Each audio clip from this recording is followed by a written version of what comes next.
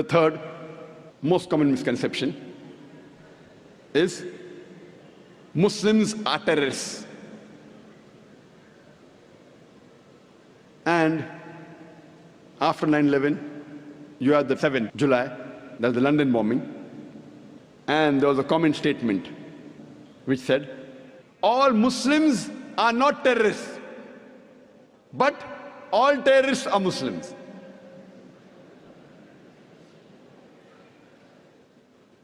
And it was very common on the media, and that gave rise to a new lecture of mine, is terrorism a Muslim monopoly? Time does not permit me to speak in detail about is terrorism a Muslim monopoly, but you're most welcome to see on the Peace TV or on our website. We know from the media that many a time two different labels are given to the same individual for the same activity. For example, more than 60 years back, there were many Indians who were fighting for the freedom of the country. These people, by the British government, they were called as terrorists. But we common Indians, we call these people as freedom fighters, as patriots. Same people, same activity, but two different labels. If you agree with the view of the British government that they had the right to rule over India, then you have to call these people as terrorists. But if you agree with the view of the common Indians that Britishers came to India to do business, they have no right to rule over us, then you have to call these people as patriots, you have to call these people as freedom fighters. Same people, same activity, but two different labels. And I very often attend the media, and while having interaction with the Indian press, I asked them a question, that do you consider Bhagat Singh as a terrorist? So he said no. I said, why? The same Western media, when they call Bhagat Singh as a terrorist, you say no, he's not a terrorist. Why? Because you know the background of the history of India's freedom. Even I consider Bhagat Singh as not to be a terrorist. But the same Western media, today, when they call Muslims terrorists, why do you agree? Have you done research? They start to laugh.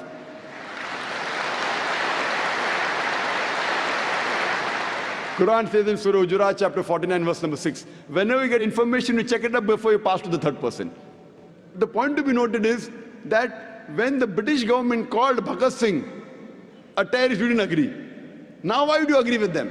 Why these double standards? And you have several such examples.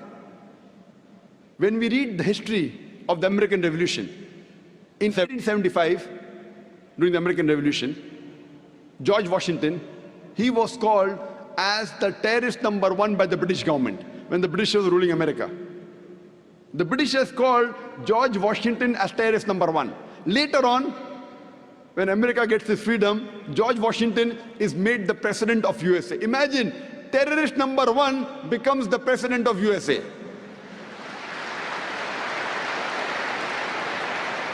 And he happens to be the godfather of all the presidents to come, including George Bush. And you find several such examples, several. You have the example of Nelson Mandela. Nelson Mandela, several decades earlier, when South Africa was ruled by the white apartheid government, Nelson Mandela was arrested and was imprisoned in Robben Islands for more than 25 years. By the white apartheid government, Nelson Mandela was called as terrorist number 1. Later on, when South Africa gets its freedom and the white apartheid government is removed, Nelson Mandela is given freedom and he gets the Nobel Prize for Peace.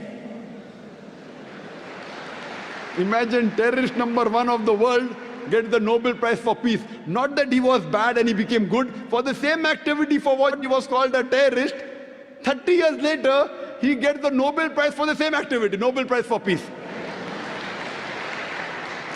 So we realize whoever is in power, whatever label that person gives, that gets stuck on to that person. This is media. Media is very powerful.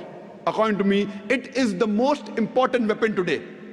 It can convert black into white, day into night, hero into a villain, villain into a hero. This is media.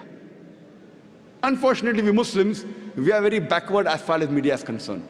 Our technology, you know, whatever technology is halal, what is permitted in Quran and Sunnah, we have to use it. We have to convert it to halal. Television per se is not haram. I do agree, 99% things that come on television is haram. We have to convert the haram into halal. And that's how we have to convey the message of Allah subhanahu wa ta'ala. The best way today that you can convey the message of Allah subhanahu wa ta'ala is the satellite channel. It is the media. At least we can give shahada, we can tell on the day of judgment to Allah subhanahu wa ta'ala, at least we tried our level best to let the message of Islam reach every home, or at least as many homes as possible. And alhamdulillah, summa alhamdulillah, since 3.5 years after the launch of Peace TV, now the viewership of Peace TV is more than 100 million. Alhamdulillah. People may be wondering that, why are there so many cameras? People are saying, why 12 cameras required? One lecture, one man, 12 cameras. One man and 12 cameras. The television channels say, oh, we only use 2 or 3 cameras. 12 cameras because we want to present Islam in a beautiful manner. When you have rock show, that time 12 cameras, no problem. When Dai gives a lecture, why only 2 cameras?